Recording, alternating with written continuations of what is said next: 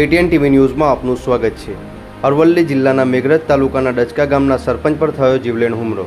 પ્રાપ્ત માહિતી મુજબ તારીખ 29/8/2025ના શુક્રવારના દિવસે મેઘરજ તાલુકાના ડચકા ગામના સરપંચ હીરાભાઈ ડામોરને જૂની ચૂંટણીની અદાવતમાં બદલો લેવામાં કરાયો હુમલો।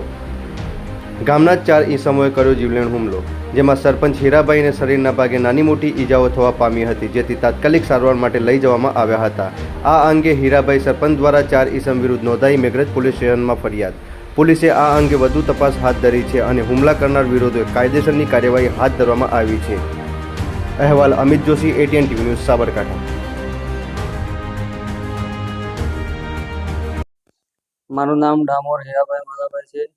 હું ડચકા ગ્રુપ ગ્રામ પંચાયતમાં સરપંચ તરીકે છેલ્લા 9 વર્ષથી ફરજ બજાવી રહ્યો છું અને ડચકા દૂધ મંડળીમાં પણ હું ચેરમેન તરીકે 2013થી ફરજ બજાવું છું।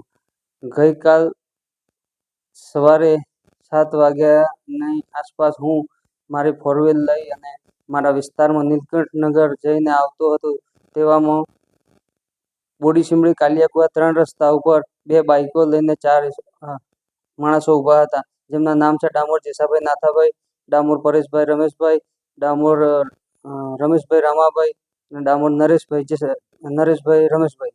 આ 4 જણાઓ એ મને મારી ગાડીને રોકવાનો પ્રયત્ન કર્યો, પરંતુ મેં અગાઉ પણ અમારે બોલાચાલી થયેલી, જેથી મેં ગાડી રોકી નહીં અને હું મારી ગાડી હંકારી મૂકેલ। તે દરમિયાન તે લોકોએ મારી પાછળ છૂટા પથ્થરો નાખ્યા હતા અને છૂટા પથ્થરો નાખ્યા એટલે હું ગાડી હંકારી અને ત્યાંથી 700 મીટર દૂર મારા ઘરની નજીક ડચકા દૂધ મંડળીનું મકાન આવેલું છે, ત્યાં મંડળીના મકાન આગળ આવીને ઊભો રહેલ અને તે દરમિયાન મંડળીના મકાન આગળ ગાડી ઊભી રાખી અને હું ગાડીનો દરવાજો ખોલીને ઉતર્યો।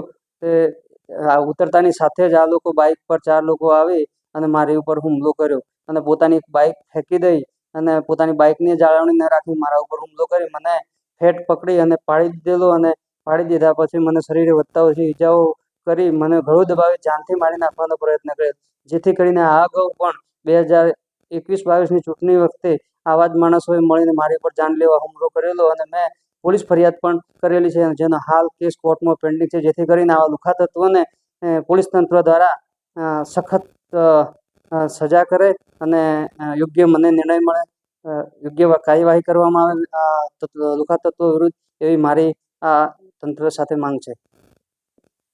આ બાબતે પણ પોલીસ સ્ટેશને મેં મેઘરજ પોલીસ સ્ટેશનમાં પોલીસ ફરિયાદ નોંધાવી છે અને હું ત્યાંથી ત્યારબાદ મેઘરજ આરોગ્ય કેન્દ્ર પર આવી અને દવા કરાવ્યા પછી મેં પોલીસ ફરિયાદ 4 જણા વિરુદ્ધ નોંધાવી છે।